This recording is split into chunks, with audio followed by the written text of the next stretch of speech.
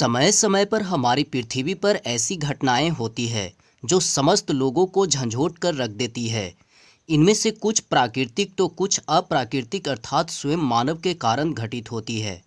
परंतु कुछ घटनाएं ऐसी भी होती है जिनके बारे में कभी पता नहीं चलता कि उनके पीछे क्या रहस्य था। समूचे विश्व का ध्यान अपनी ओर खींचने वाली ऐसी ही एक घटना 30 जून 1908 को रूस के साइबेरिया इलाके में घटित हुई थी। घटना वाले दिन एक विशाल अग्निपिंड आकाश को चीरता हुआ धरती की तरफ बढ़ने लगा। फिर वह विशाल अग्निपिंड एक जोरदार धमाके के साथ धरती से टकराया। टक्कर इतनी जोरदार थी कि समूचे साइबेरिया का इलाका कांप उठा। कंपन की तीव्रता से सारा इलाका थर्रा गया। धमाका कितना जोरदार था, इसकी व्यापकता का अनुमान इसी बात से लगाया जा सकता है कि धमाके के बाद धूल और अग्नि का एक विशाल बादल आकाश में बन गया। हरे पेड़ जो धमाके के स्थान से 30 किलोमीटर के घेरे में थे, धूल धूसरित होकर नष्ट हो गई। जोरदार धमाके के असर से 60 किलोमीटर दूर रहने वाले लोग भी उसकी आवाज़ और कंपन से बेहोश होकर गिर पड़े। धमाके की वजह से खड़े मकान पल भर में मिट्टी में तब्दील हो गई।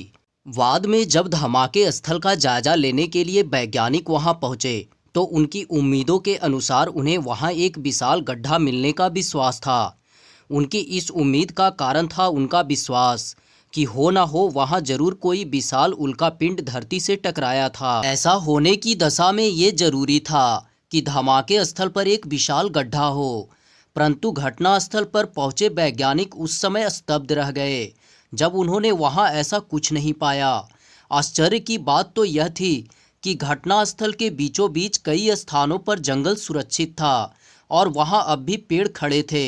धमाके से नष्ट हुए शेष इलाके की अपेक्षा वहां कम नुकसान हुआ था। कितनी अनोखी बात थी कि जिस धमाके की वजह से 30 किलोमीटर तक का सारा जंगल नष्ट हो गया हो, वहीं ठीक धमाके स्थल पर सबसे कम नुकसान हुआ हो। एक बात तो साफ थी कि धमाका का कारण चाहे जो रहा हो, परंतु वह उल्कापिंड की वजह से कतई नहीं था। घटना स्थल का अध्ययन करने पर पता चला कि धमाका धरती से टकराकर नहीं हुआ, अपितु वह पृथ्वी की सतह से काफी ऊपर हवा में हुआ था। कुछ लोगों के अनुसार धमाके का कारण अनऑर्गेनाइज्ड फ्लाइंग ऑब्जेक्ट यानी अंतरिक्ष के अन्य ग्रहों से आने वाले यान यूएफओ था।